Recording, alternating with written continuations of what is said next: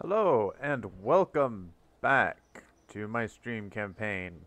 It's Wednesday afternoon, which means I decided to just do a stream because I still don't have a schedule for this thing yet.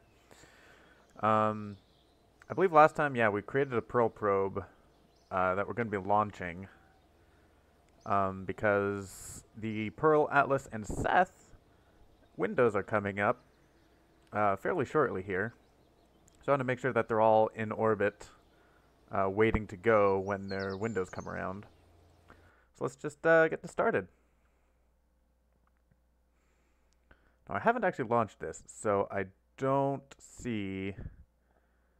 I don't know if this is actually going to be a viable rocket. Um, but I think it is. Make sure all the staging is right. That's not right. This is not at all right. Yeah, I want this one to come after that. There we go. Much better. Glad I checked that. Alright, so this is just gonna go straight up. Yeah. No fancy windows or anything, or inclinations or anything. That's what I mean to say.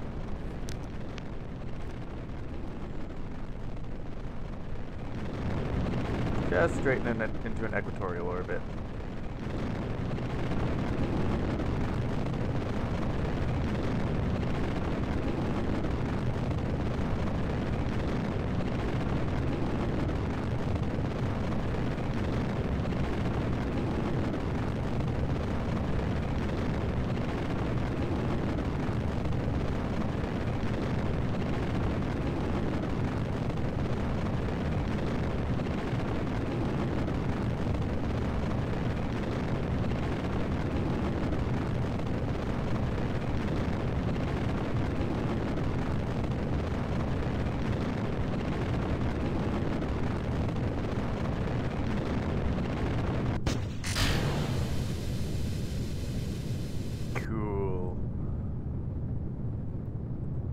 Well, that was a bit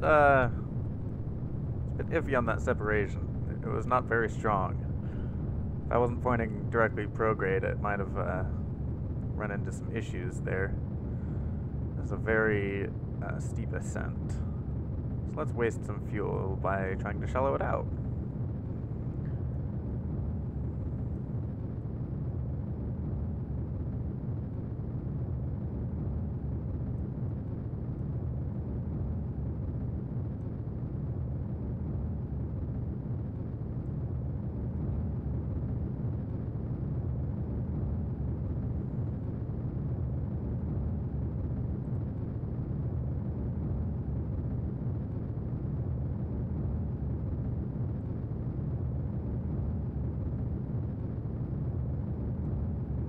Man, there's a lot of Delta V in this stage too.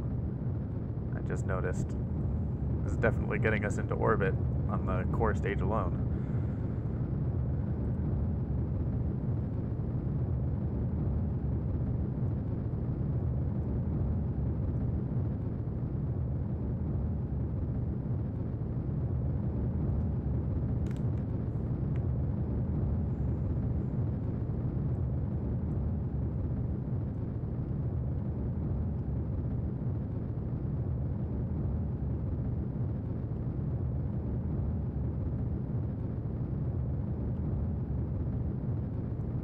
Actually, it makes sense to let the,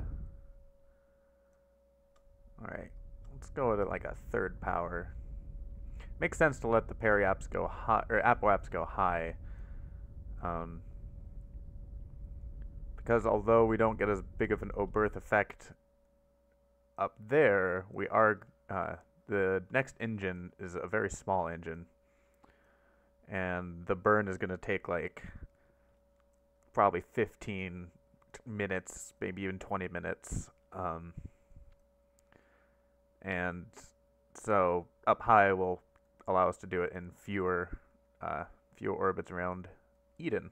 So there we go. We can ditch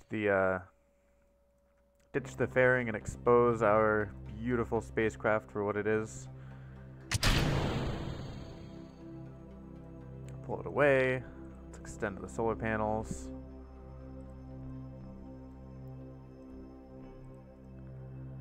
I don't believe there are any extra solar panels to extend. We are going to extend the antenna, though. Even though it's not quite needed just yet. Alright. I think that's everything that needs to happen here. So, do I have chaos on this? I do not have chaos on this, because I don't have the right modules for it just yet.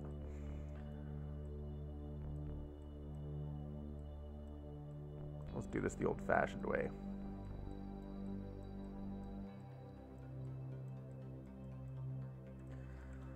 Alright, and we are decently maneuverable with this thing. I like it. Okay.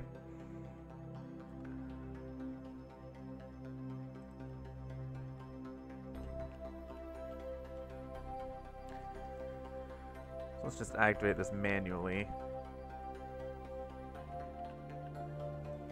Alright, we have liquid fuel. We have liquid fuel. Everything's great. Everything's hunky-dory. That might rotate to directly in front of us if I'm not careful. No, it looks like it's falling away to the left. Good.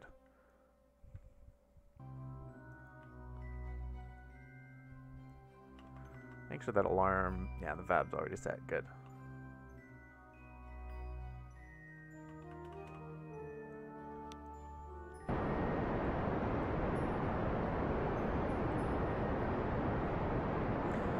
We do not get much thrust out of this nuclear engine. Well, it's 60 kiloton or kilonewtons, and our craft is 23 tons, so we don't get we only get about 0.26 Gs of acceleration out of it.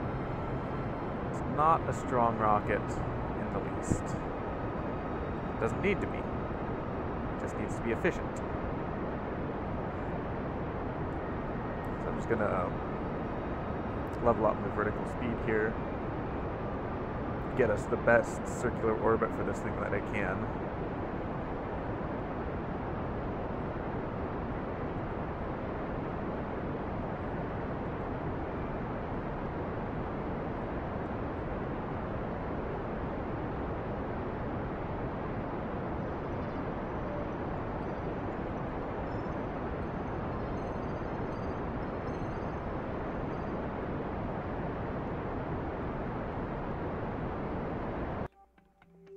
Alright, it's close. There we go. It's probably eccentricity. Nice. 0.00007. I like it. And just to figure out how much Delta V we're going to need to get to Pearl. So that's Pearl there. So let's set as target. We're going to want to burn on the night side of Eden.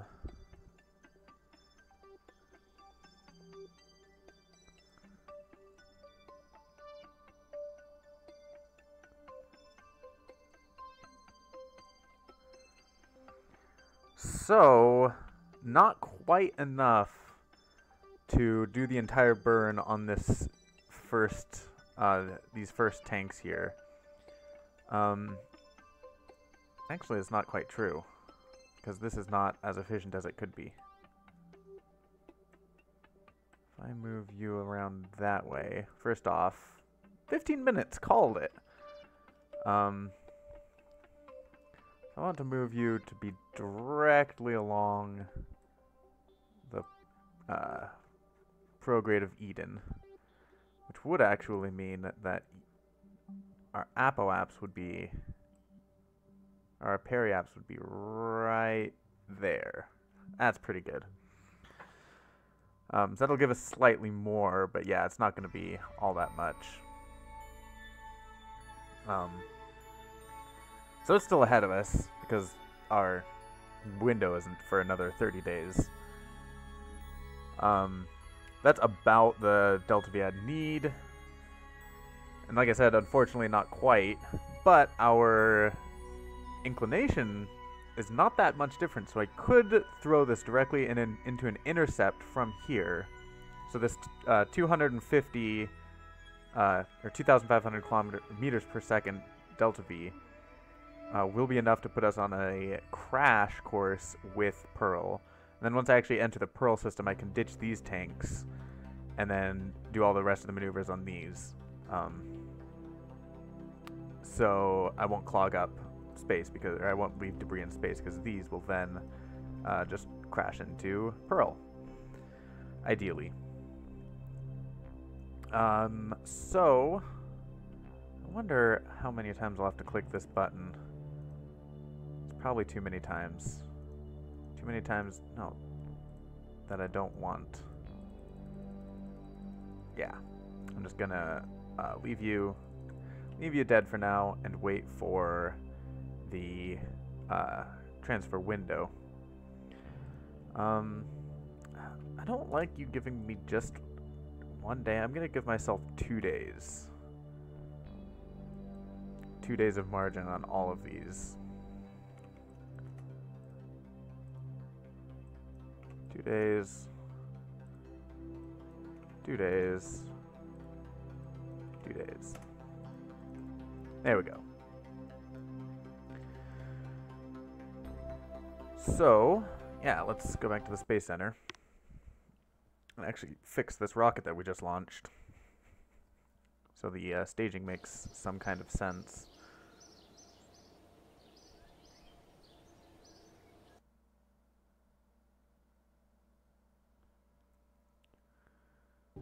Oh. It's already loaded in. Okay, I want you to be on a different stage and you to be on a different stage. There we go. Brilliant. Let's save it. I mean, that was the wrong button. That was very much the wrong button.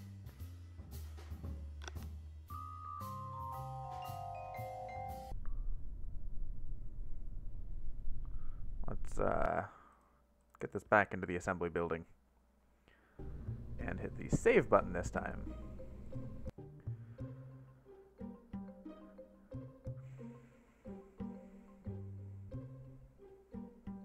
We have another crew transfer in to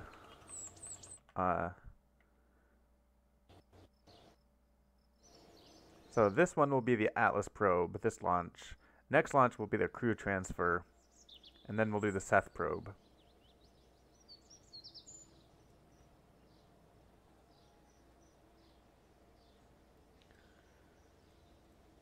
So that gets reset. That's, of course. Now I have 2 of them, and I don't know which one is which. Well, I will just delete one of them. And launch the other one. I'm just going to use the same design for this too, even though these are going to have way more delta V than they'll need for Atlas and Seth. It's better to have more delta V than you need than too little, so may as well, since we know this works. And it's not too expensive a rocket to launch. There's no harm in just launching it.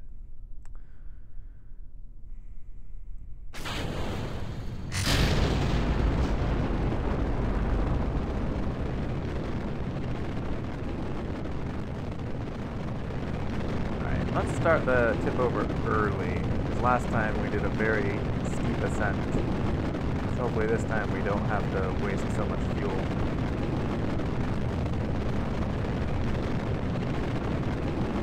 Let's try that.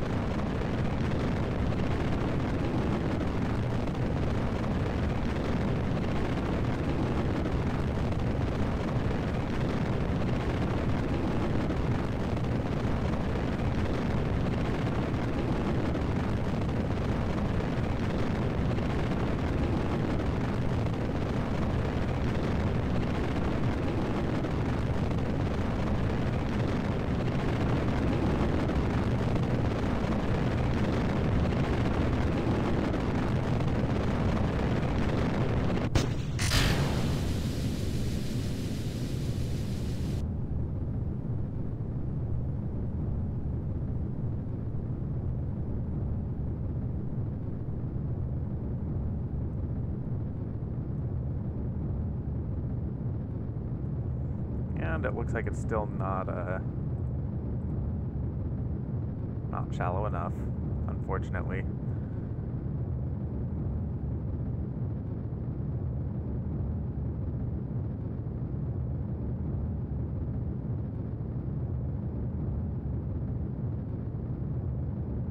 What I could do is just decrease the thrust and let gravity actually do more of its thing. Or the other option of just pointing more horizontally, or even slightly negative.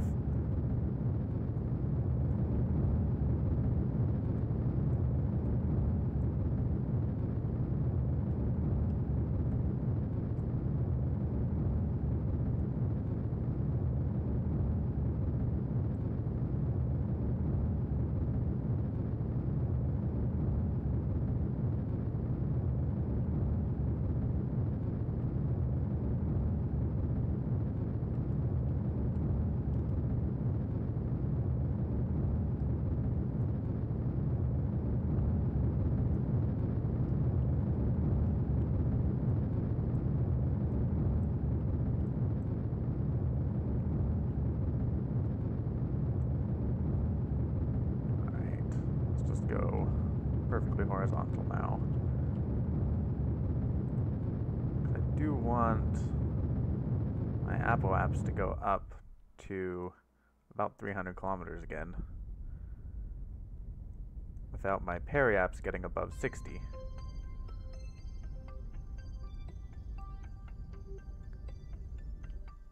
There we go.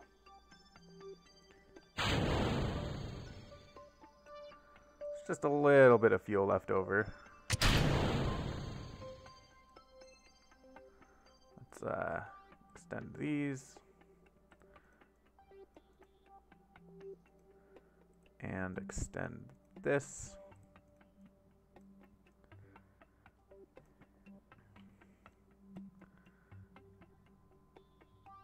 And circularize.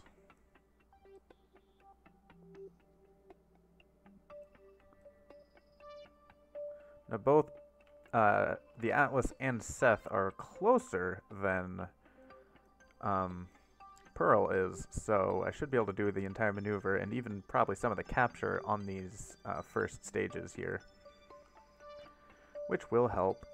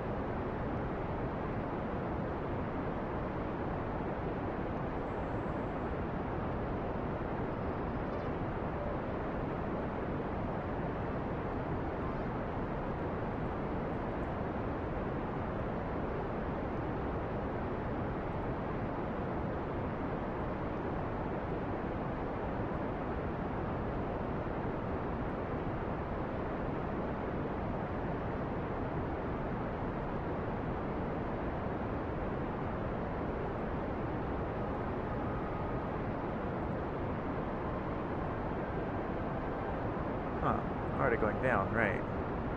I need to fix that.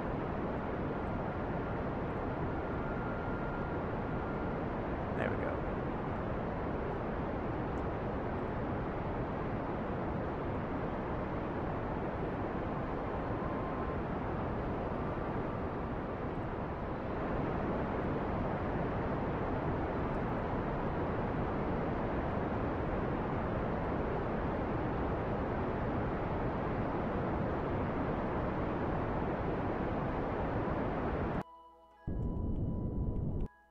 There we go. Alright. And to get to Atlas is going to be just a tiny amount of delta V. It won't even register on our thing. Oh hey, Sentinel's 24 days away from its rendezvous. That'll be nice. Okay, let's go to the Space Center again.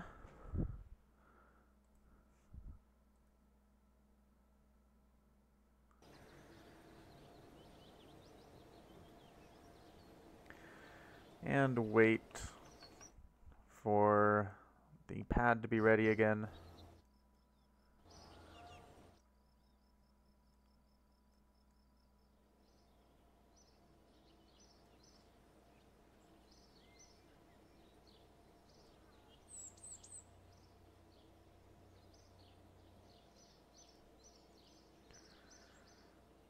And launch the CTV that we have already built out. Don't want any of those people in there, because they're boring. What we do want... We do need an engineer. Let's take Seedon. We do need a scientist. Jory may as well go up since he's a newbie. Let's take us... I think we do need a pilot, though, because I don't think this has a probe core on it. So, we'll just get by with one scientist. That'll be fine. Donby will be fine. Let's put Donby on top. Alright. Looks good to go.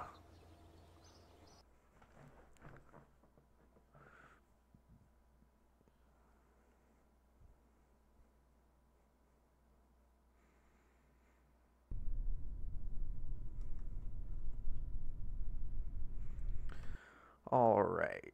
The station is in a high enough orbit that I don't really have to wait for proper alignment, but I will, just because I'm weird like that.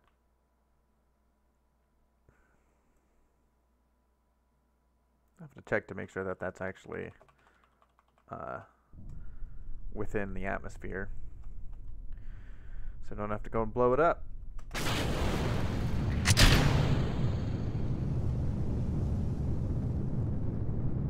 So this is the same basic core stage as we just launched the probes on, but it doesn't have the boosters. I believe I called this the Apollo. Again, should have been called Artemis or something. Something not Apollo. And is there a probe core on this? There is not. I should fix that.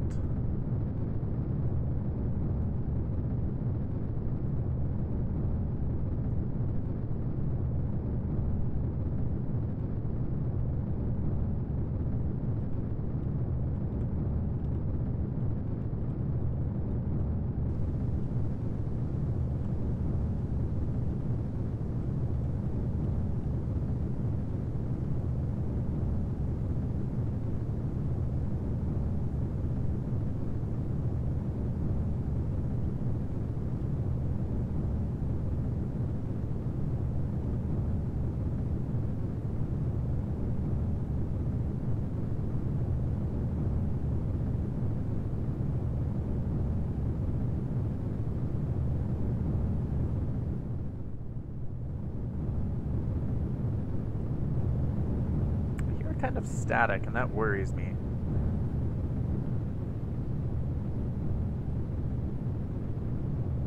It's almost like this spacecraft is leaking. Oh my gosh, why are you wobbling so much?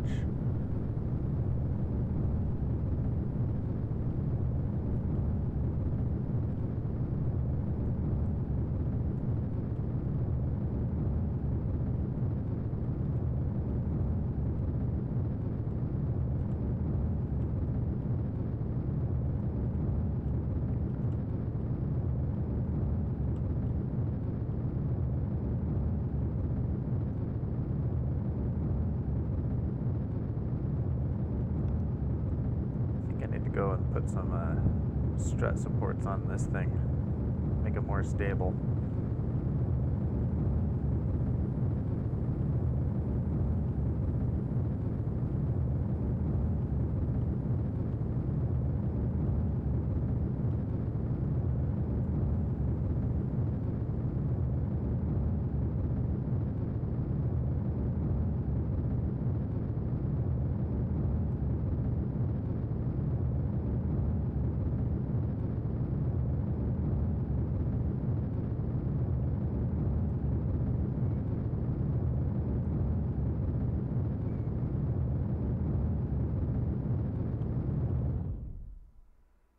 I believe the thing is at 150 kilometers, somewhere thereabouts, or 250. So yeah, we actually have a decent intersection here.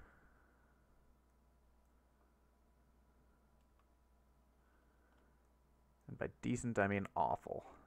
Oh, I'm only 34 meters per second away from this burnout anyway. So we can just drop that stage. We don't need it. Goodbye, stage.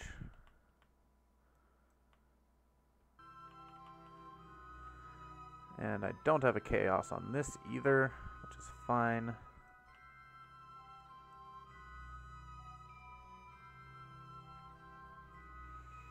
Alright, so we're ahead of the target, which is not ideal.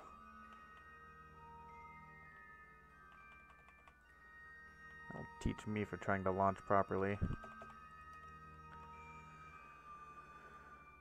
There are solar panels on this thing, right? Yes, good.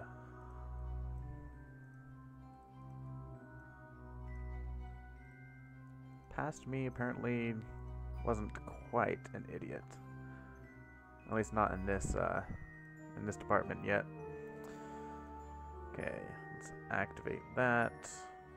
Click the activate button.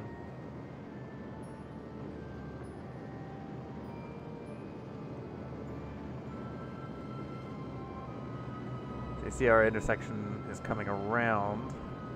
If I just keep burning and let my apoaps rise above the stations, then this will come around even more, and we'll get a nice intersection.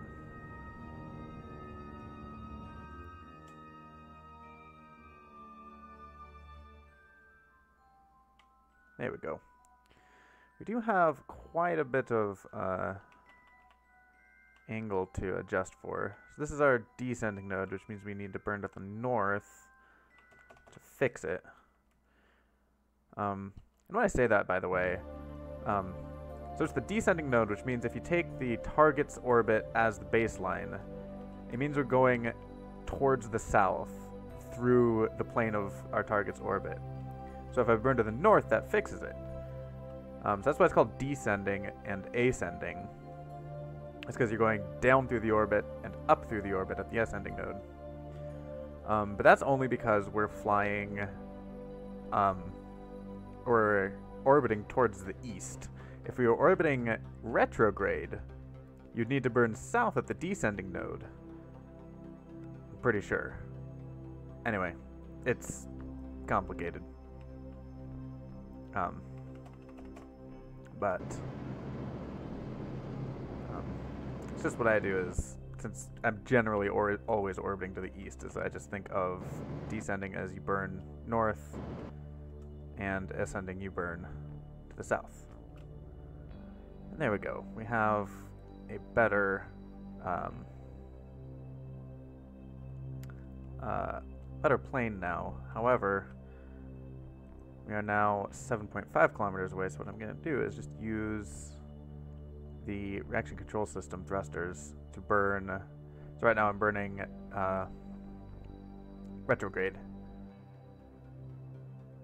I'm waiting for this to minimize out, which it looks like it won't. So I'm going to keep it at 300 meters.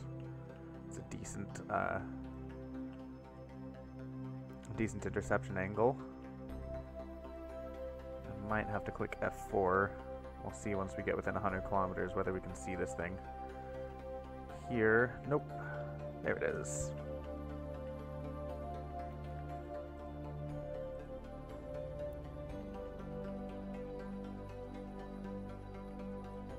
Like it's called orbital science module. I need to fix that.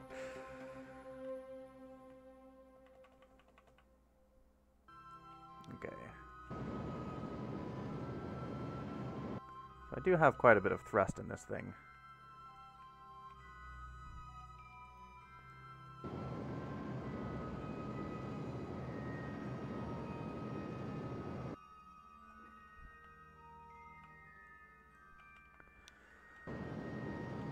Oop. Too much.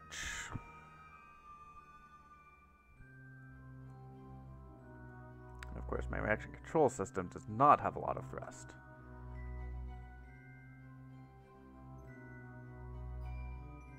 Oh, okay. That's good to know. I did not think that that would trigger right here.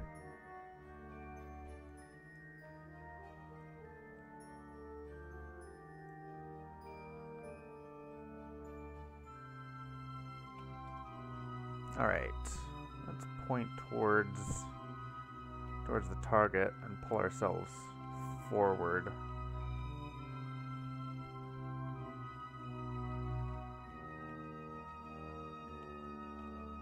Come on, there we go.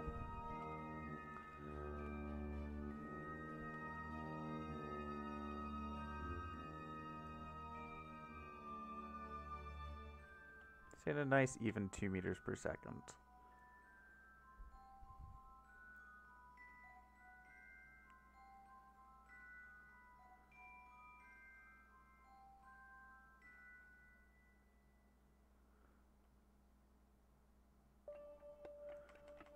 So we did put on this new little hub here with the science module. So we can just dock straight to that. In fact, I will dock to this one. I should slow down though. Come on, there we go. Set as target. Let's control from here just in case. Alright.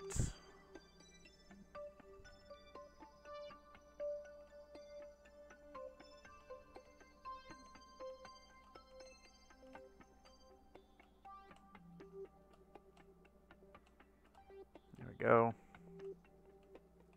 Let's roll this around.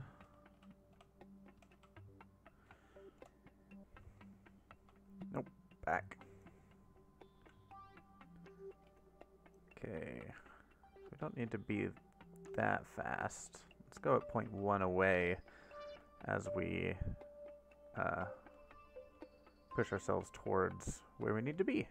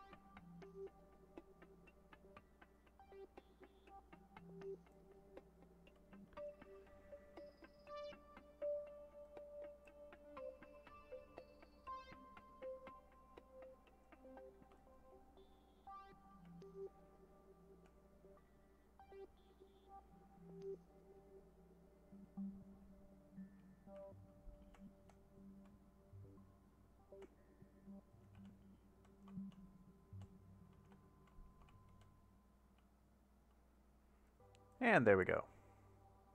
A little bit of a wobble. Let's turn off SAS, and that should fix that eventually. Let's rename this back to something that makes sense. Rename vessel. Station.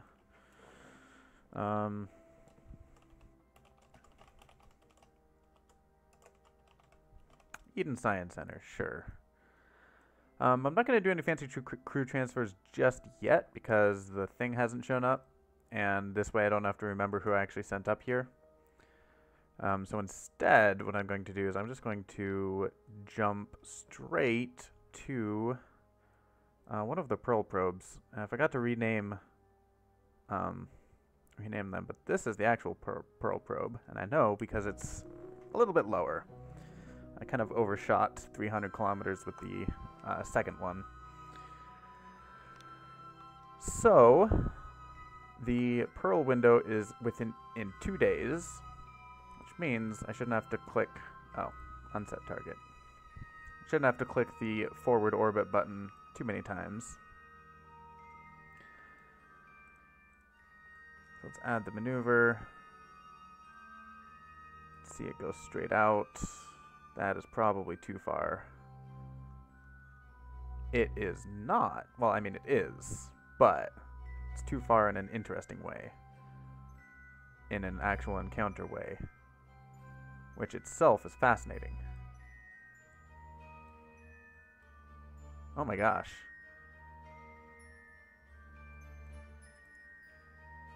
That's not only an encounter, that's an actual collision there.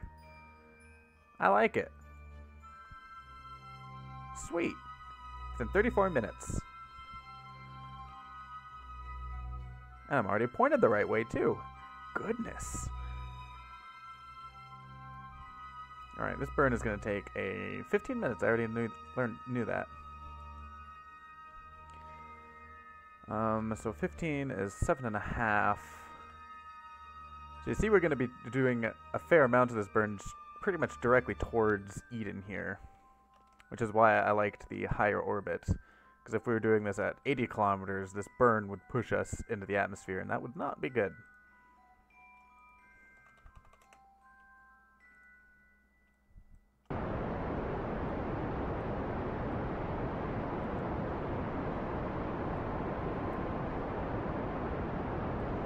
We are going to burn through these tanks, but again, I'm just going to let that happen.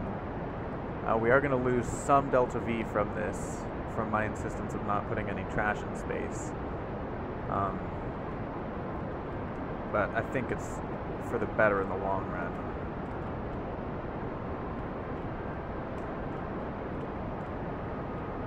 Okay, this is dumb of me. Just set it up to be perfect there. Let's go, yeah, 4 times. We can afford it.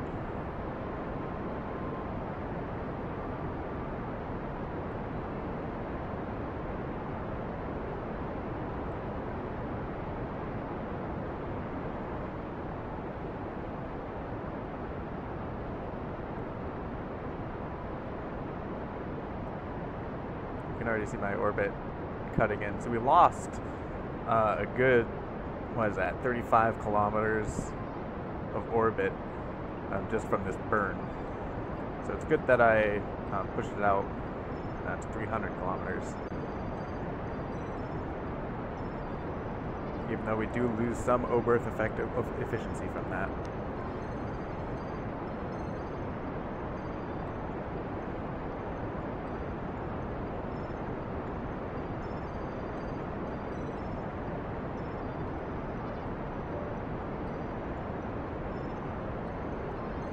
There we go, finally on a hyperbolic orbit.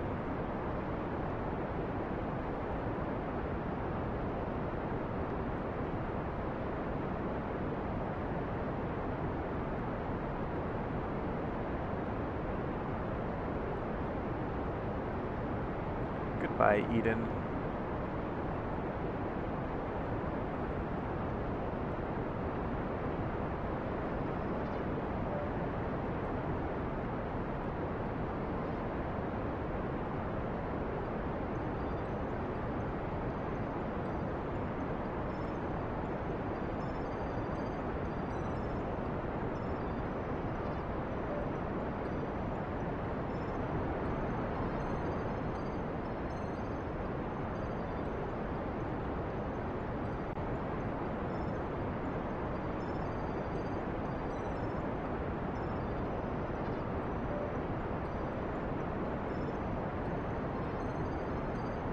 So if you watch this delta V total number, the moment this goes down and we don't release this, our delta V total will start going down much faster than you'd expect from the actual delta V that we're getting. Just because we'll have this spare 1.8 tons hanging on to us. That I'm not going to let go, because otherwise it would stay in this orbit forever, at least until it either hits Eden or gets kicked off somewhere. Yeah, there we go, it just dropped down.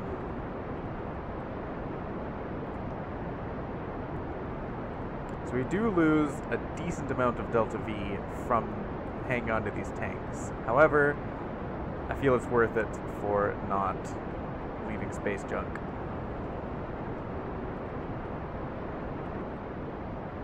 Anyway, let's Let's continue the time acceleration.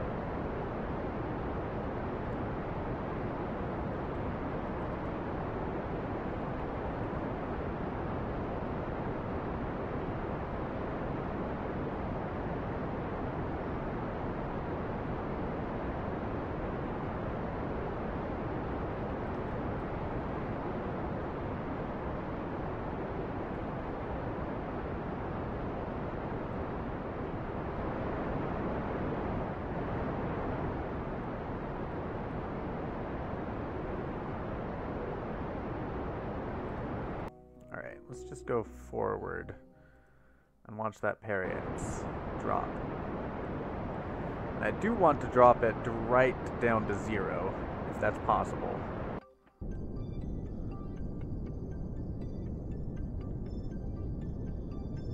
There we go. So that way when we actually enter the Pearl system, we can figure out what to do from there. So we still have a decent amount of delta V left in this upper stage, which should be enough to do some decent maneuvers around Pearl. But then once we're actually at Pearl, we can use gravity slingshots of its various moons to help us out. So we do have a lot of delta V compared to what we need, which is good, because I'm not all that great at this game. So yeah, that is Pearl Probe on the way to Pearl. So we can get rid of that. We don't need that anymore. I don't have the fancy high fidelity radar scanner yet. Excuse me. All right. So we're gonna leave in 4 hours. That's fine.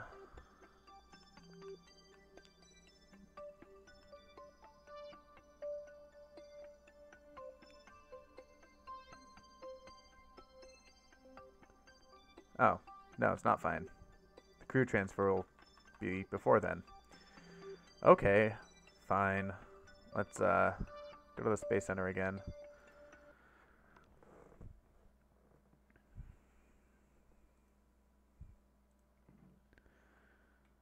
And switch over to the crew transfer, or switch over to the space station.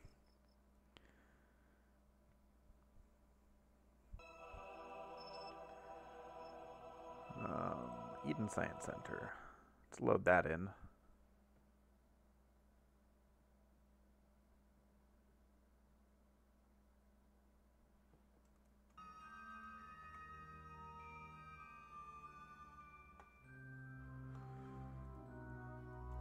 Alright, so we want to move the 2 scientists in here over to here and the pilot in here, I believe.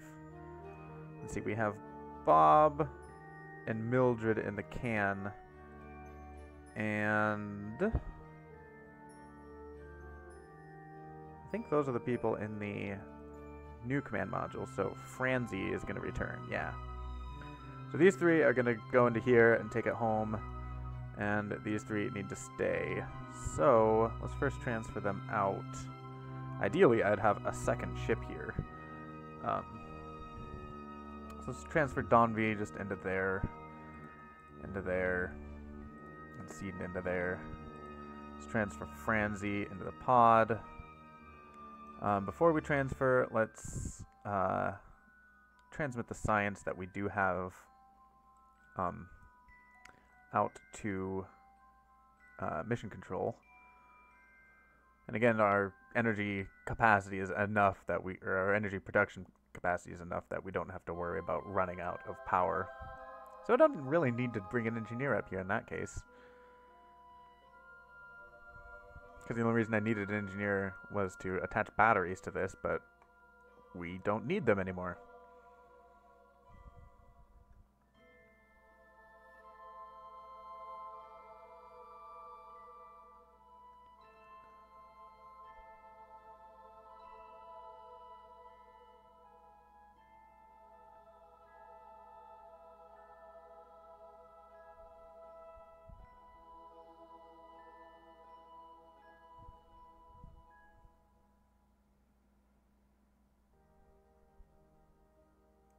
Yay, lots of science. All right. We can fit another 100 data in here. So let's see. That's 125. Let's keep that. 125. 60, we can process that. Oh, 100. Well, we can't process that anymore. We can only get 40. Speaking of 40, there we go. So let's keep the rest. Data's full up again. Research is going good. But now we need to stop the research and transfer the 2 scientists over into their new return capsule. And now, so we have Jory and Seedon need to go. Jory can go in there.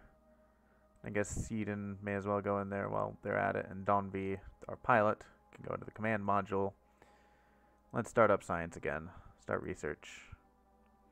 And we're only getting half the science per day since we only have the 1 scientist. That's not ideal. On the next trip up, I'll be sure to send in 2 scientists. But there we go.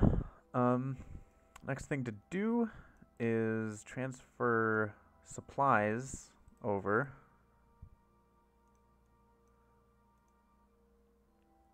And transfer waste over. Transfer rate is dependent on the destination container, which is why this is going so slowly compared to transferring into the big ones.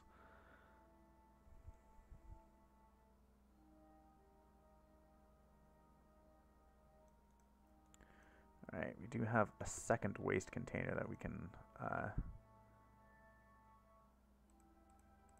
use.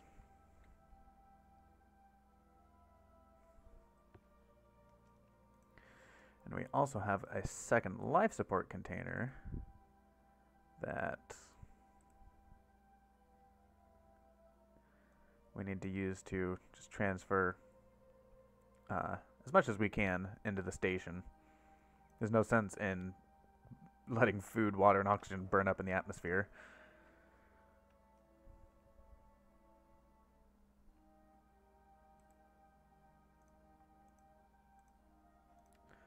That does not have any. That does have some. Let's transfer over.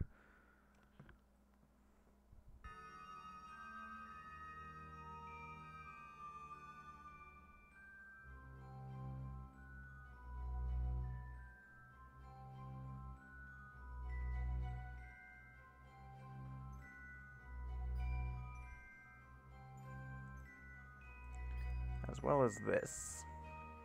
And these both have waste containers too, unfortunately.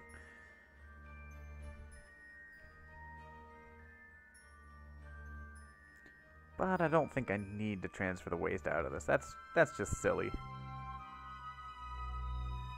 Although, if I can, what I should try to do... Yeah, I'll click that button and see whether or not I can use... Oh, there we go.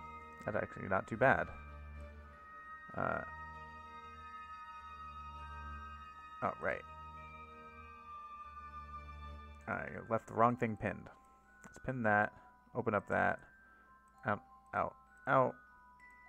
See if I can stop it drawing from that. ML tree or MPL crew transfer. That's good. Let's close that. It's already set up 60 days in advance. That's good.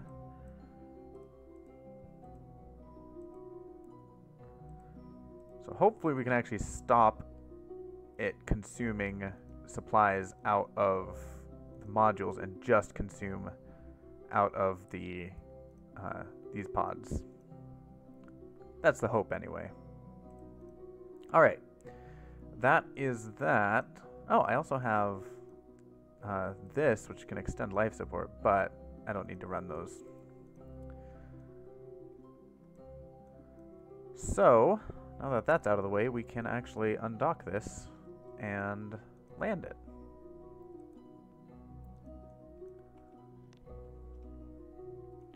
Let's pull away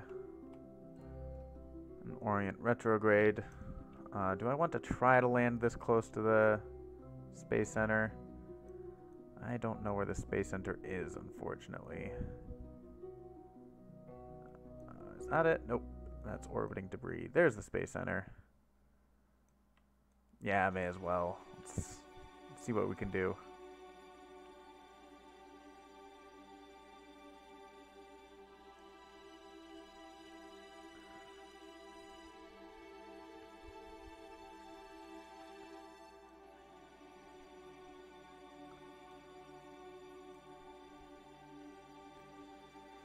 Alrighty. So I want to try about there, I think. Oh, I forgot to transfer the monopropellant out. Oh well, we'll do that next time. It's only 60 days away. Plus, it's not like we need to actually move that space station around much.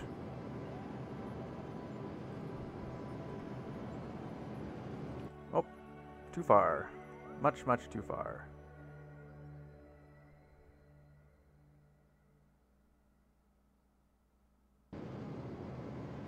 Let's try 20 kilometers.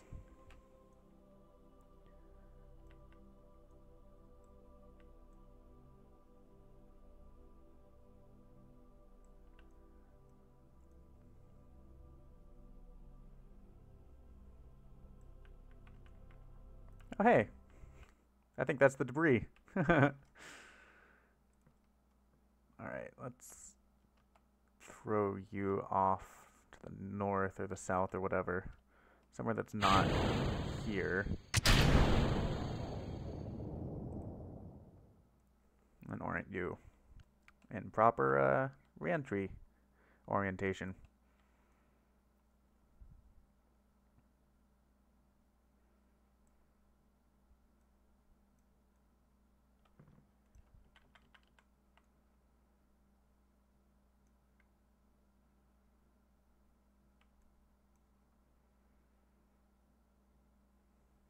I think 20 might have been actually too high. I was thinking, or too low. I was thinking it would be too high to reach the Space Center.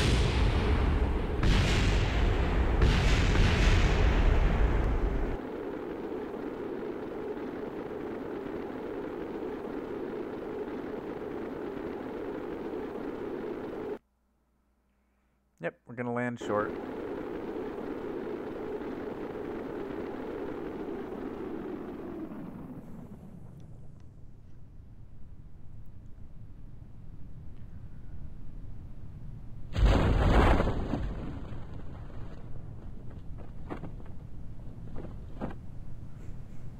Hopefully, no, 60 days isn't enough to get enough science. Never mind. I was gonna say, hopefully next time I can just use my space planes to get up there, but I doubt I'll have enough science in 60 days to warrant that. So we're still gonna be using these CTVs for a while yet. Unfortunately. You can jettison the heat shield. That lightens your load a bit, but it also destroys the heat shield, which is a bit of money that you don't get back then.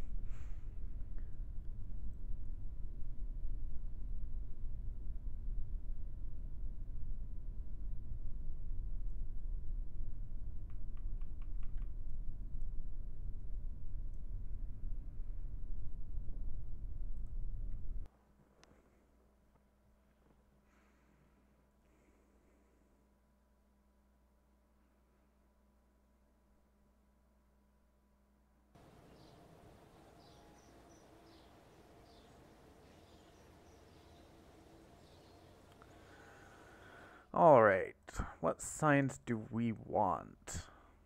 Unmanned tech will give us the thin octo, that, which would be nice. Don't need wheels. Though having a rover somewhere might be handy.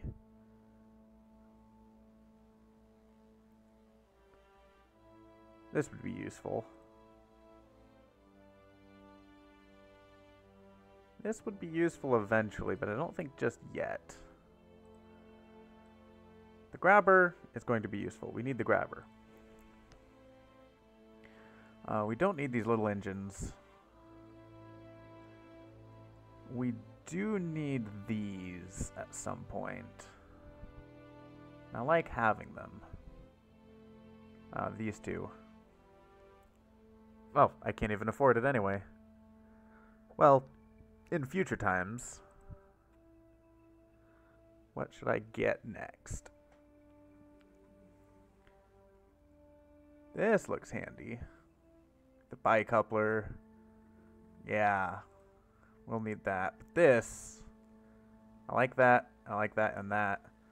And it leads into this, which allows me to build space planes. So I don't know. I don't know what I want to get. But that's in the future. Actually, I could get this, because that is going to be useful now. These are super powerful, but they burn through fuel very, very quickly, unfortunately. They're nice to have for big planes. But having this big reaction wheel would be nice.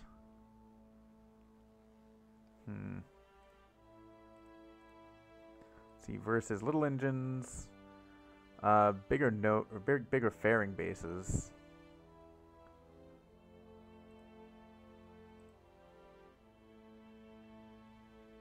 It's a 5 meter. Where was the? I mean, I think I already got them.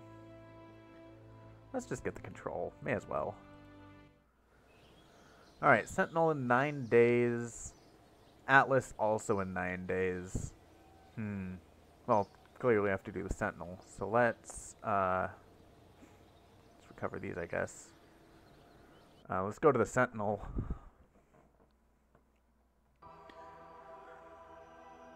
Where is it? There it is.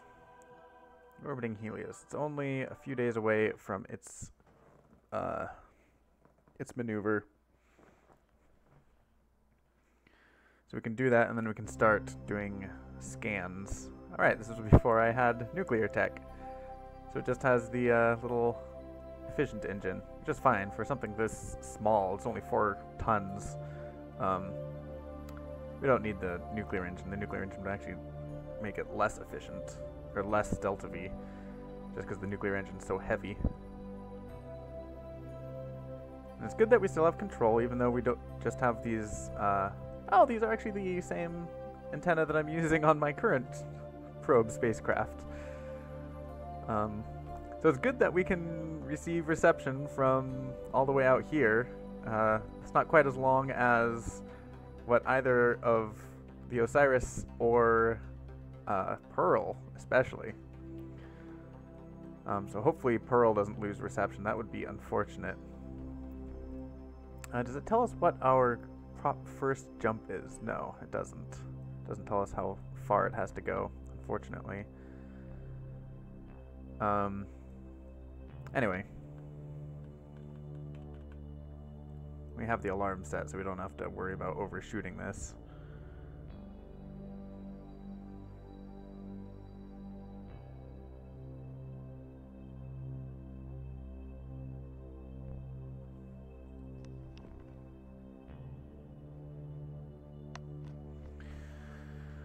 We don't need to replace the maneuver node because there already is a maneuver node there. So we just need to do this.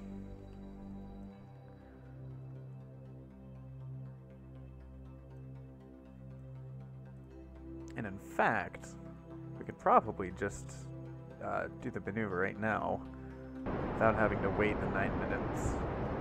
Just because of how slow such things operate. Ooh, this is OBM demolition. I don't care to rename it. It doesn't matter. This is Sentinel. That's all we need to know about it, is it's Sentinel.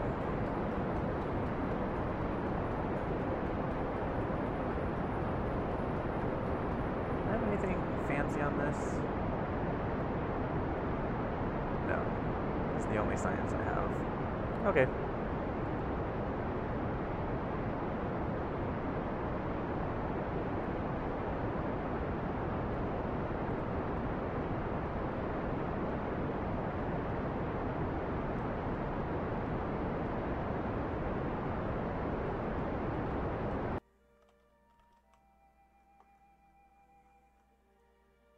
Was that enough to satisfy the conditions?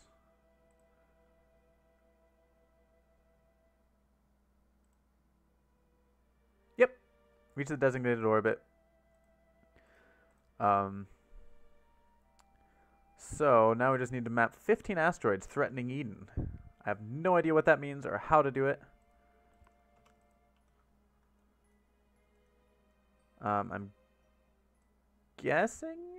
Okay, so we can log observation data. I can transmit that science out. We can do that again, but we're not going to get any actual science from it. Start observation tracking. So now I think we're going to start seeing asteroids appear near Eden, hopefully. Also, I just noticed that this orbit very close to intersects with Sekhmet here. The plane change saves us. Because as you can see, where we cross over the actual distance, we are we're beneath. And where we cross over the plane, we're inside of it. So we're not actually going to encounter Sekhmet, which is good. Alright, so this is running. We're not going to get anything more out of that, apparently. So that's good to go. Atlas next. So let's shoot that out there.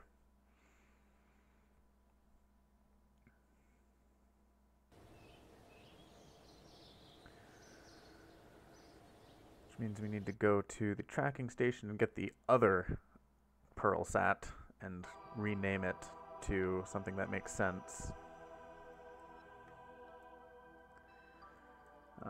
You are somewhere close in. ScanSat, Pearl Probe. There we go. Why do you have a red box around you? That confuses me. Oh, that probably means you just have... No? Because I don't have a thing for you. Huh. Okay.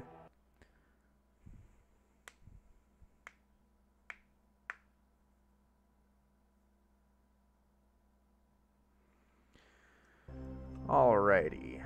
So we need to go to Atlas. Actually, let's wait, since I gave myself a 2-day buffer. So that's the Pearl. The Atlas is the blue one. Okay, I don't care. I don't care about the exact moment in time. Let's throw this out and orbit ahead prematurely, just so we don't have to frantically do this maneuver. And Atlas is actually the closest, which means we probably don't have to burn right at midnight to get this to align with prograde.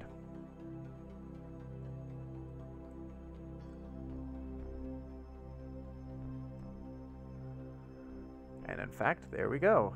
We have our encounter. So let's just double check that. It's about there, I think. And we're in plane. That's nice.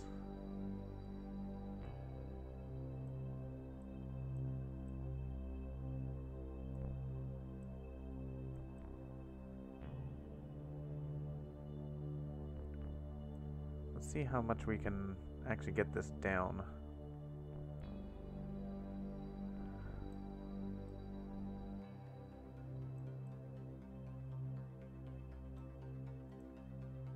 That's pretty good. But it's not good enough. Let's just go over here and see what's happening. So there are a lot of unknown objects around here. That's interesting. It makes sense because of the ring system. So this is the Atlas, by the way. We'll see it better once we actually reach there. So let's see what we can do. Oh, that's what was happening. We were getting an encounter with the moon. That was preventing us from actually getting a good interception. I like that. 100 kilometers out. Looks like we're going to dive in underneath the rings and come up. I don't mind that. I would prefer not to actually hit the rings. So coming in underneath and then entering up above is a good thing. So that's only 900 meters per second, which is well within range of our first stage, let alone the other stages. We're going to have a lot of fuel in this thing to go exploring. That's going to be nice.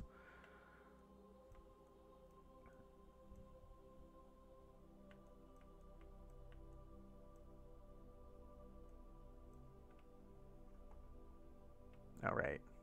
I can't look at the map because it's set on the atlas and it's not going to change that.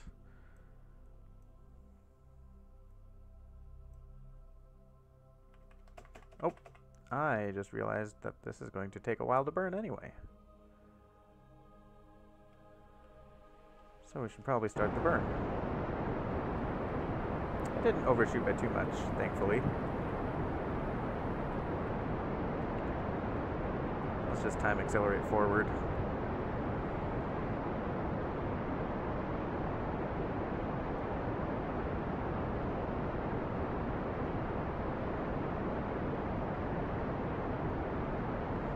That is extended, everything's great, everything's hunky-dory, awesome. I hate to lose contact with these probes mid-flight. Has happened to me before. It's very embarrassing to try to, or when you get a maneuver node alarm and then you go to your probe and realize it's just a dead piece of metal because you can't communicate with it anymore because you forgot to extend an antenna.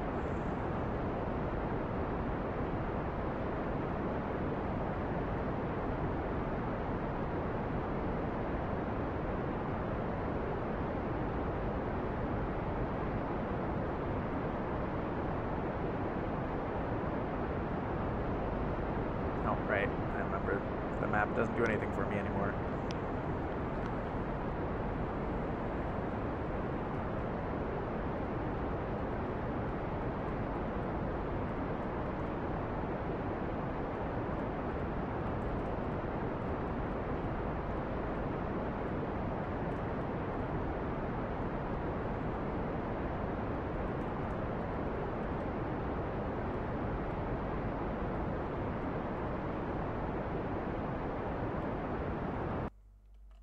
Let's see how well we did there.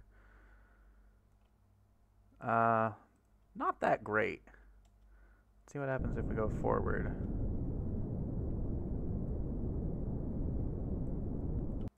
Oof. That is quite the orbit there. But you know what? I mean, if we're gonna map out Atlas, we may as well put this thing in an equatorial orbit, or polar orbit like that. I like it. Okay. Again, we have plenty of delta V, so we can readjust our orbit as needed. How much delta V is this going to take to circularize from here? I don't think it's going to take that much.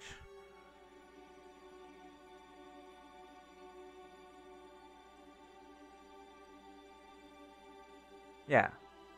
So we'll still even have enough delta V in this stage to do that, and there's still 2 more stages after this. Yeah, we have plenty of delta V. Good. The one thing I want to try very tentatively is getting this closer. Because I think the optimal distance is... Dang it, now I forget. Before I do that, I want to go back to... back to the Space Center? I wish I know what the optimal range was without having to go all the way back to the Space Center. Oh well, it doesn't matter. I can fix it once we're actually in the orbit of the Atlas. Alright, there we go. A lot of unknown objects. big, they're small.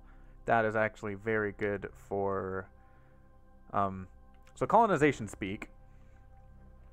Let's see, Sekhmet or Seth is in 10 days. We need to get that launched. Oh, it's going to be launched in 2 days. So let's go back to the Space Center and talk about colonization. Just from a from purely theoretical, hypothetical, we actually haven't explored any of these places, so we don't know what resources they have point of view.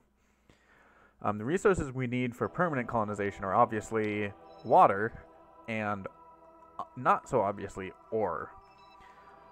Water you need because it's water, and you can split it into oxygen at will, and you can grow plants with it, and all of that stuff. Or because you need ore to grow fertilizer for food.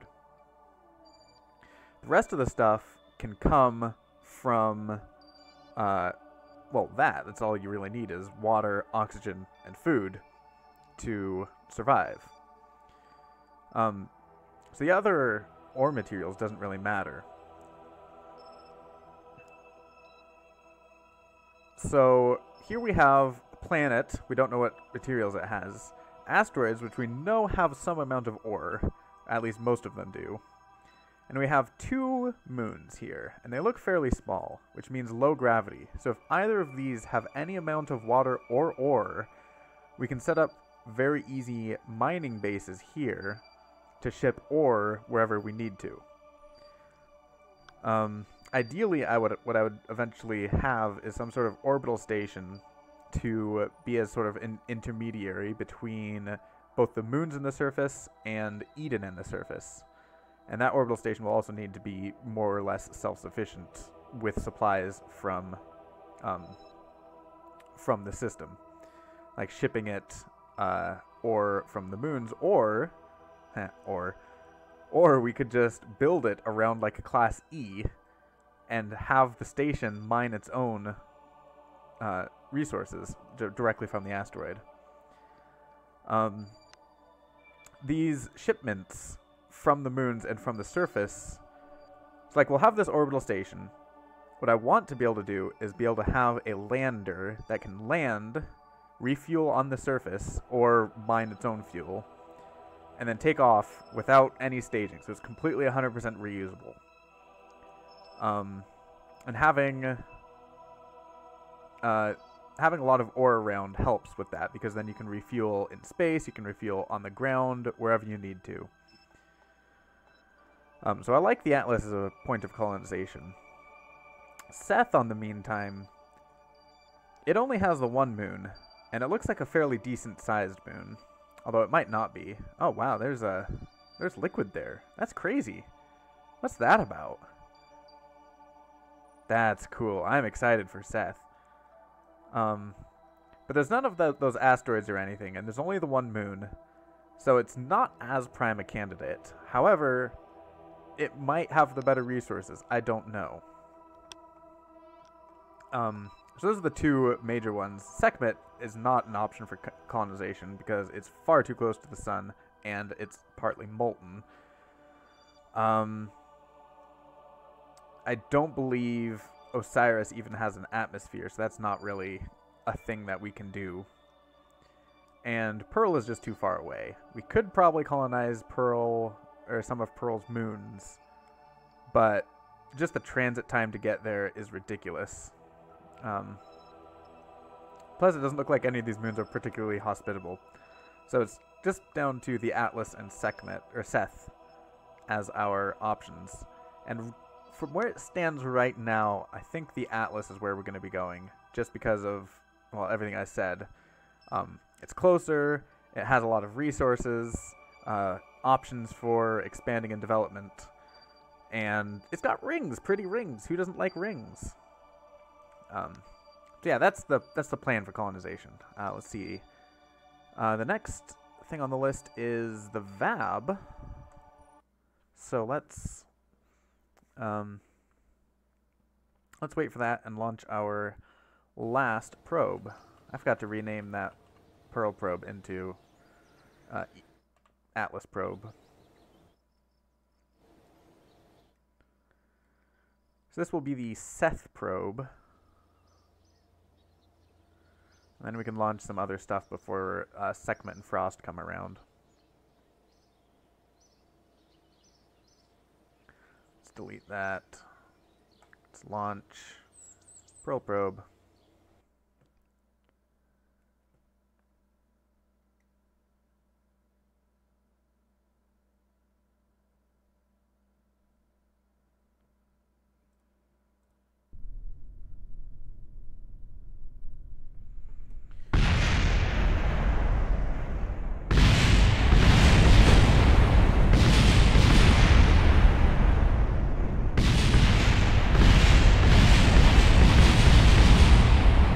Okay. Well, that was an interesting development for sure. Let's revert that and see if that happens again.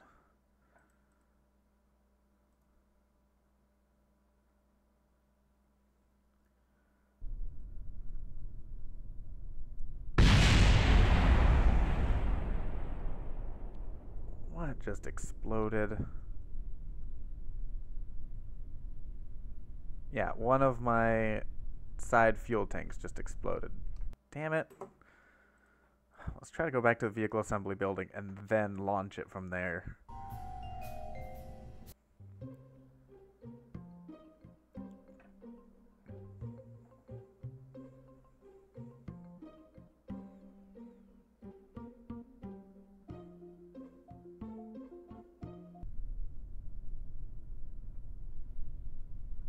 There we go. No explosions. Good. Everything's great. Well, now there are explosions, but those are carefully controlled explosions. Alright, let's start the tip over early.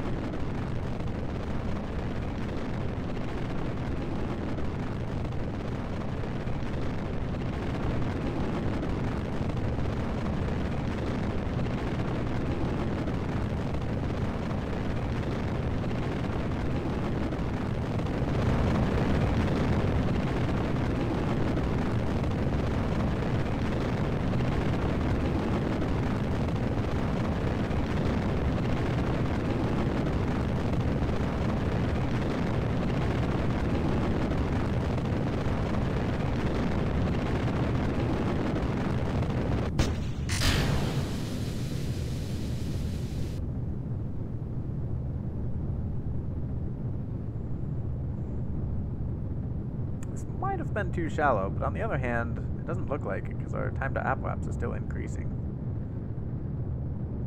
So we're going to get a lot of shock heating around the fairing here. But it's nothing the fairing can't handle. Those things are robust.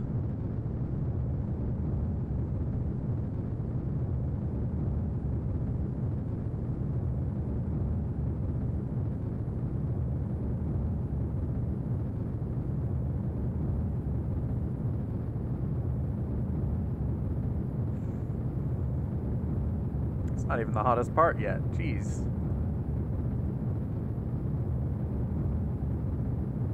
There we go, the critical part.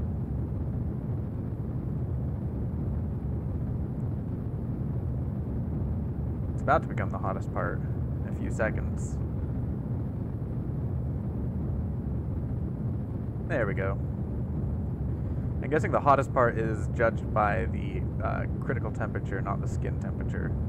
So the engine was the hottest part for a while because its internal temperature is pretty hot, as opposed to this, where it was just the external temperature. We need to watch this, make sure it doesn't go much above 300. Or that our periapse doesn't go much above like 20. Looks like the 300 will come first. Perfect. I like it.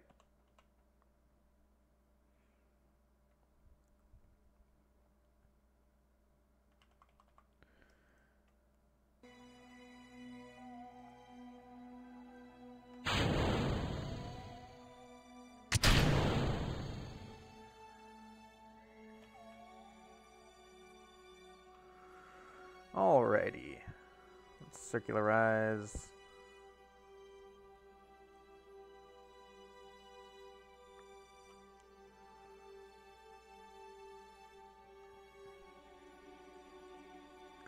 And extend all of the things.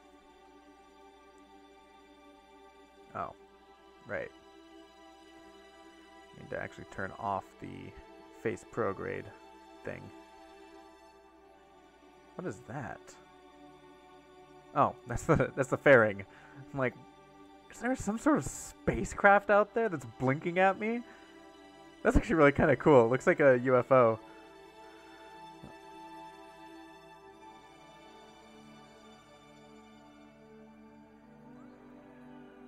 All right, let's get this oriented. I forgot to actually set.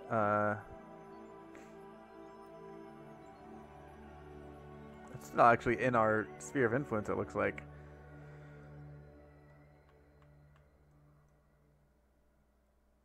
But I forgot to set alarms for their SOI changeovers.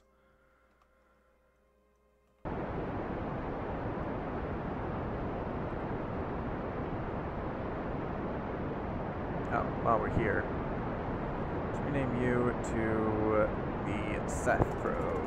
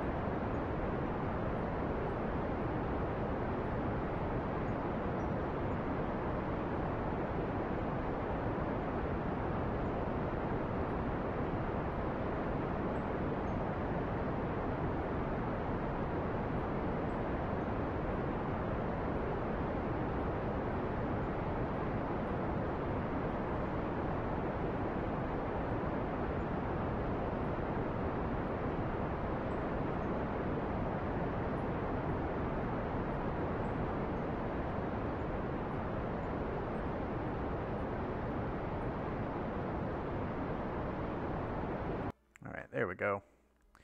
While we're here, let's switch over to the Atlas probe and actually rename it.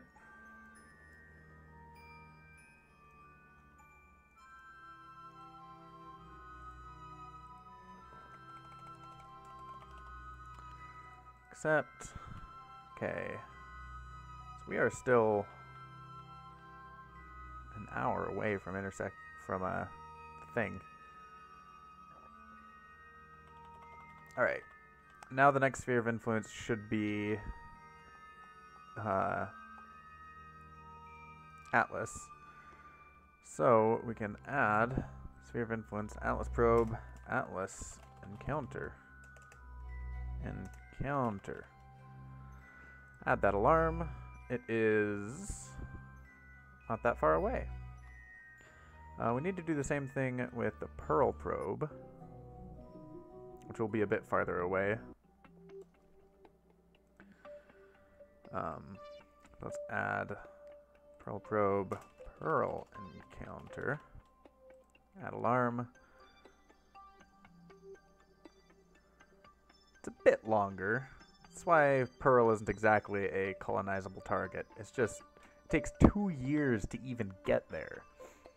A manned mission to Pearl, just like the minimum, absolute bare minimum, would need 4 years of life support. Which is just insane. So yeah, we've got that locked in. So now we just need to go back to the Space Center.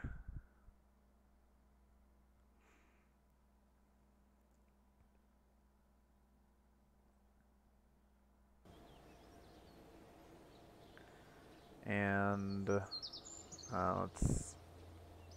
How much does it cost to upgrade? 1.7 million. I mean, we have the funds, but only barely. Eden, plant flag on Serpent is easy. Recover module from orbit of Eden is easy, but it doesn't pay much. Rescue from the orbit of Serpent's easy. Class A is the small ones. I like that. I'm going to take that. I'm going to take this plant flag. I'm going to take rescue. I don't want to recover anything. Ooh, but those are expensive. Those are expensive and they're not very heavy to take back.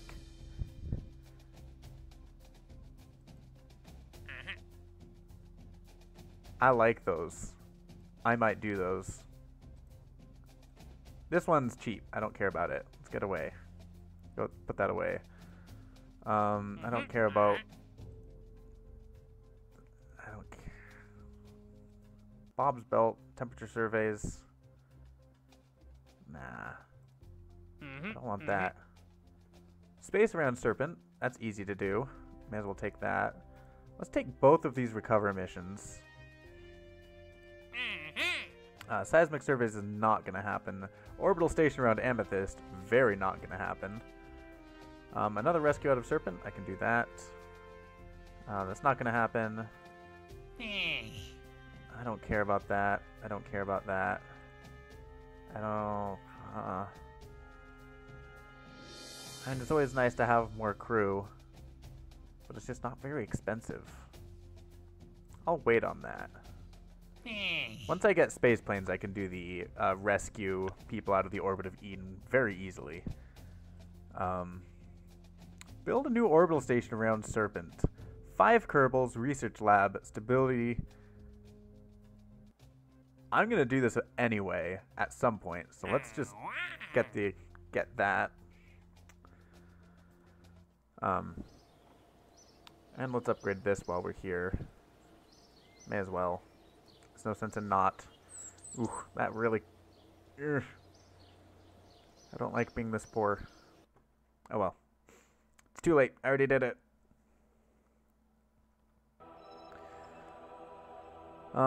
Seth Probe is the next one that we're going to do.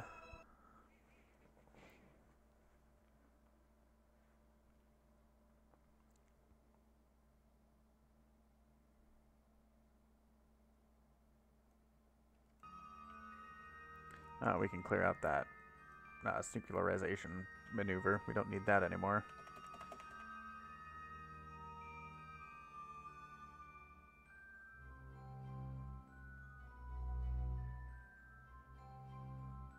So you can see Helios moving with relation to... Oh, a Sentinel has mapped something.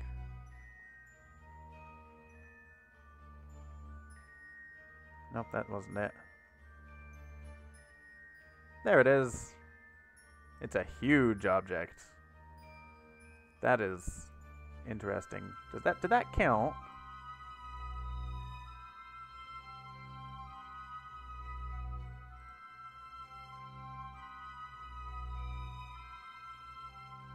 As long as any active sentinels are near the specified orbit, they do not need to be newly launched, nor receive progress notifications. Okay.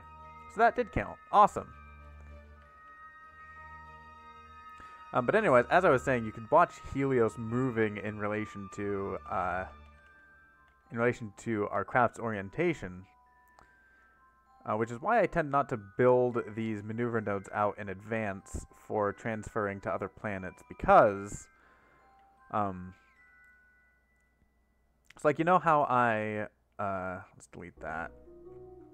So when I do these maneuvers, I always try to make sure that the exit vector, you know, the vector at which we eventually leave Eden's influence, is as closely aligned with the Eden's travel around Helios as possible, because that gives us the most benefit from Eden's orbit.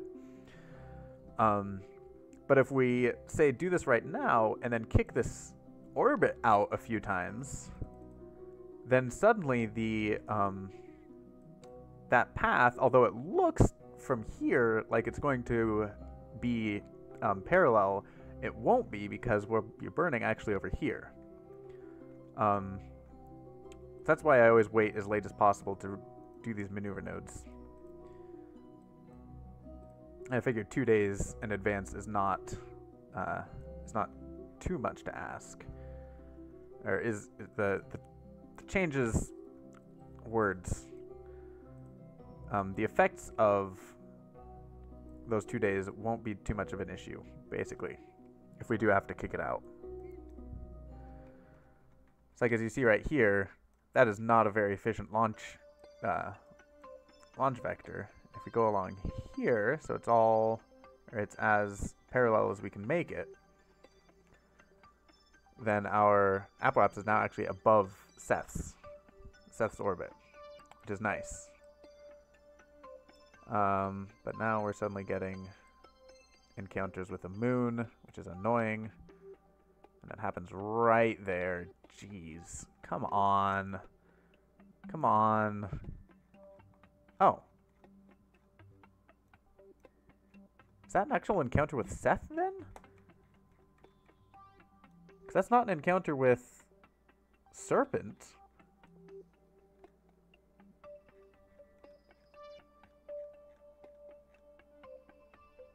It is an encounter with...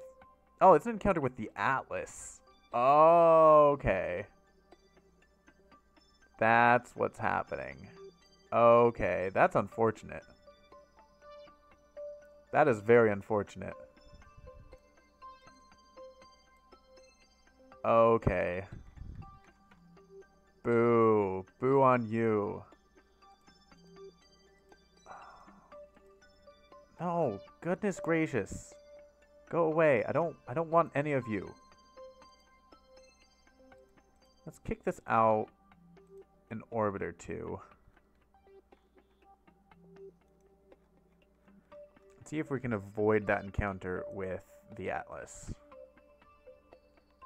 Nope, that's just always gonna happen. We don't even get a close encounter. There we go. That's not ideal.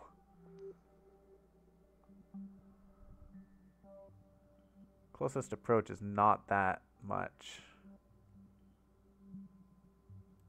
God, it's that Atlas encounter. Okay, what's your periapse here?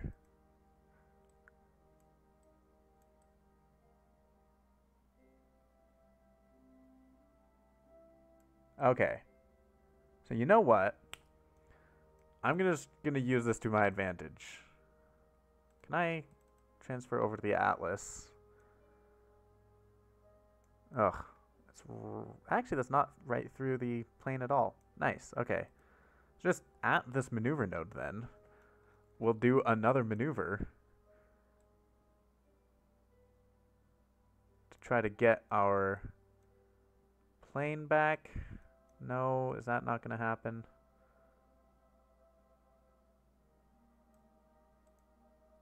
Set as target. Come on.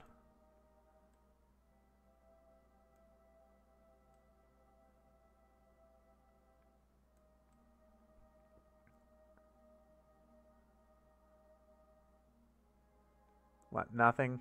Just straight up nothing?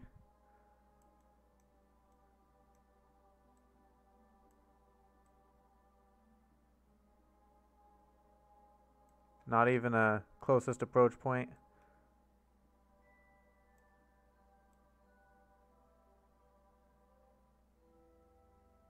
Oh, there we go. We do get a little one there. Which means it is possible.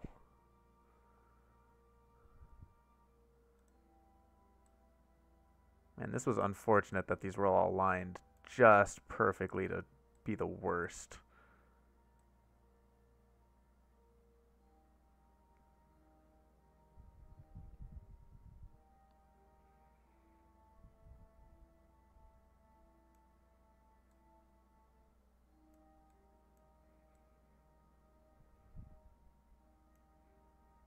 And, of course, we get an encounter with Seth's moon. Okay, that's fine. That's fine. Let's just do this. Goodness gracious. This is going to be quite the adventuresome probe here. If we could recover this, there would be a lot of science from just recovering it. Alright. So keep an eye on this. I don't want to overshoot this at all.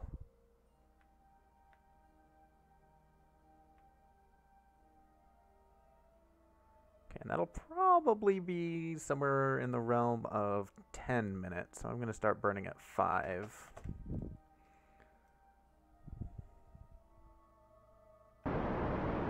Nope. 4 minutes. 4 minutes and 3 seconds.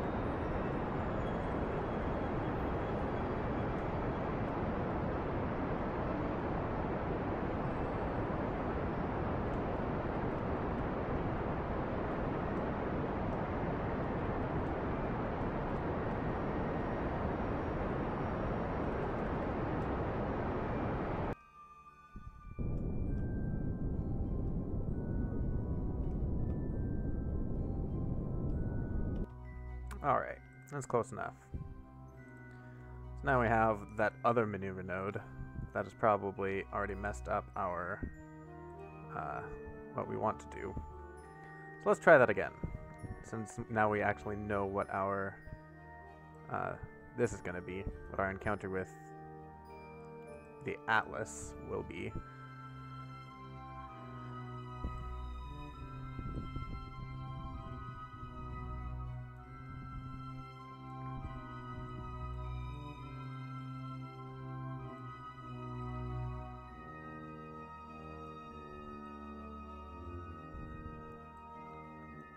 No, no, nothing. There we go. Get a closest approach point, which we can use to then fine-tune down to a Ceph periaps, which we can then fine-tune down.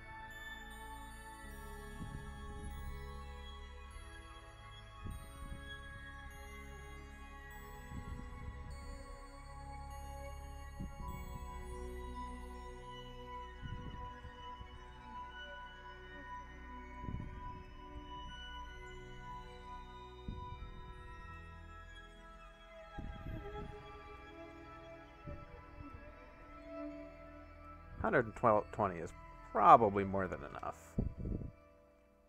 So let's just add that maneuver in, give me a 10-minute buffer. Seth probe, course correction. Oh, it gives me burn times too, that's handy. Alright. Let's see, we can focus view on Eden. So our Atlas probe, member, left in 4 hours. This takes a day and 4 hours to leave, just because of the difference in speed required to get to the two locations. I like that. Alright, so that is on its way. We have a course correction set out. We have 2 more planets to get to. Sekhmet, which is there, and Frost, which is there. And I'm not sure if I'm even going to try for either of them. I may as well. The more the merrier.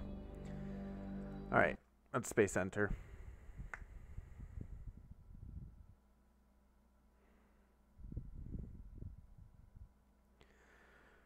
See, we have 5 days until the next VAB, and a good long while before we have to do anything. So I think the next thing we're going to do is just some of these missions.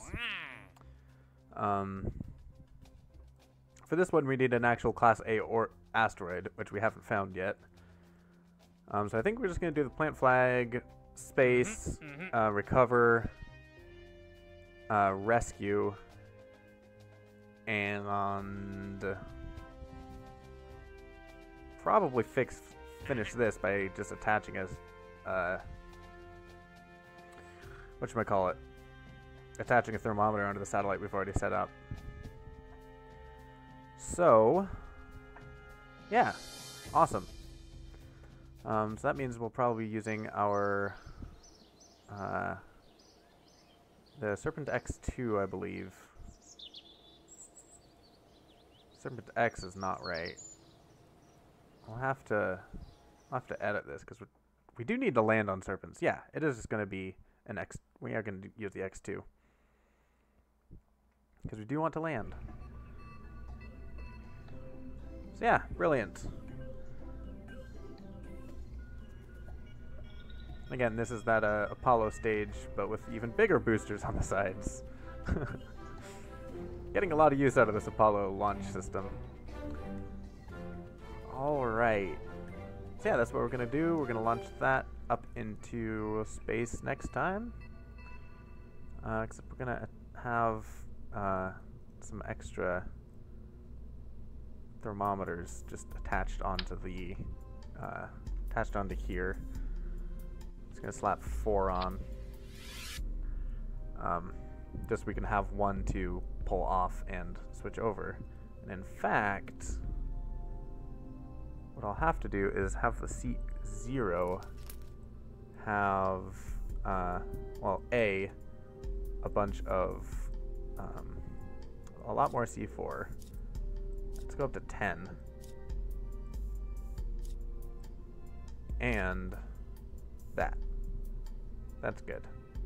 Actually, what I can do is just throw the thermometers in there. Let's throw on 2 thermometers.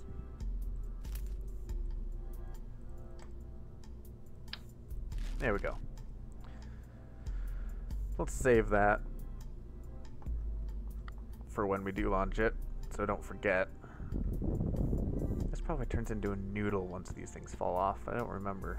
Anyway, that's for future me to worry about. So we didn't get to any colonization this time, yet, unfortunately.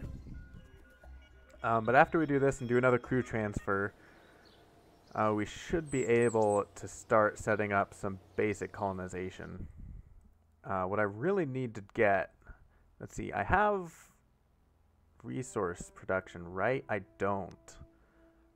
So I don't even have resource production. I do have, let's see, somewhere in here, I believe, is water container, food container, wastewater, oxygen, Planetary lab. Greenhouse. There we go. So there's a planetary greenhouse. There's the fertilizer container. There should be fertilizer container.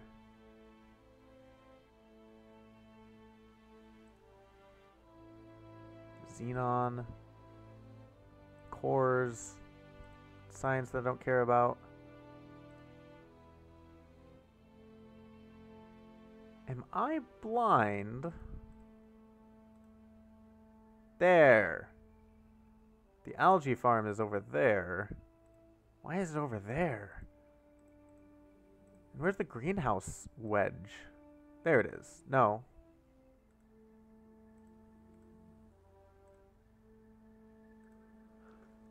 I think I'm just legit. There it is. So we do have a greenhouse container. which has its own fertilizer, and we can't grow fertilizer without the algae farm. But what we can do is we can we can build a basic space station that has a greenhouse and everything except the algae farm to make it self-sufficient now. We would just need to continue sending it ore, which we don't have. I don't think we even have the ability to store ore, do we? Oh, we do. No, that's not it. No. I don't think we do. Yeah, because these are the two small holding tanks, and then we get bigger holding tanks over here. So yeah, I can't even get ore. I guess we don't need ore because we can't get the algae farm, and the algae farm's the only thing that requires ore. So long as we keep providing with water until the algae runs out, then we'd have a self-sufficient thing if we sent up the greenhouse. Oh, we could just resupply it with fertilizer from Eden. Okay.